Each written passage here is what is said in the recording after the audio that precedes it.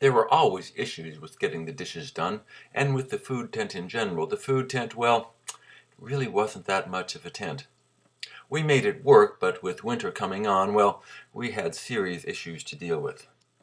And so it was that while in the midst of a GA during a rainstorm where all things were falling apart and we were having contentious discussions, a bunch of us snuck into the back, secreted a giant winterized army tent into the camp, around the gravel walks, and then spent the rest of the evening ripping and tearing down the old food tent, moving things and getting ready to erect the new tent so that the following morning when the police arrived, the winterized tent was just there. The fire department chief came in, inspected everything. He was very upset and gave us lists and lists of things to correct, lots of dishwashing.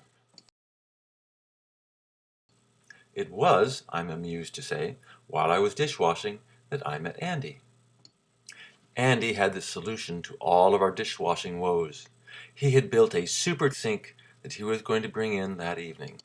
So Ben, our attorney, was explaining details about the injunction that evening. The emphasis was, first off, this is protected speech. It's uncontroverted. In their papers, for all their 200 pages, the city of Boston does not say anything that contradicts the fact that people get Occupy Boston's message. Ben continued on for a while. Then Andy arrived by the side of the J with his sink.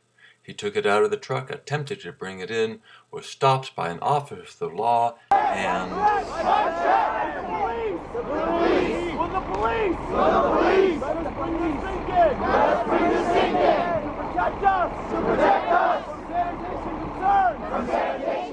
They would not allow us to take it in, and when 30 more police showed up, they took it out.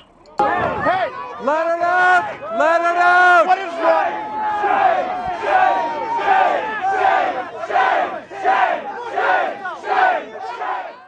Despite our pleas and our obvious, enormous disapprobation, the police nonetheless loaded the sink into their paddy wagon and took off down the street.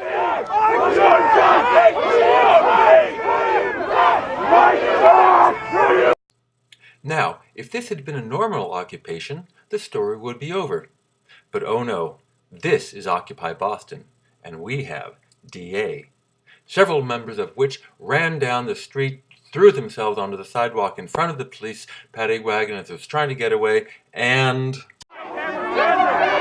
can't control people's actions. Let it be. However, you're not part of the violence. Now absorbing most of the GN. So, with 20 or 30 people standing in front of the truck and 60 or 80 standing on the sidewalk, urging them to come back to our side, that it wasn't worth getting arrested over the silly sink, they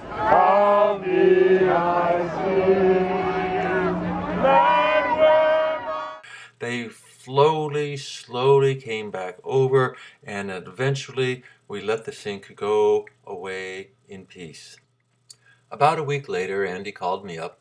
I rented a pickup truck, some Zipcar, and he and I and a couple other folks went down to A1 to pick up our sink.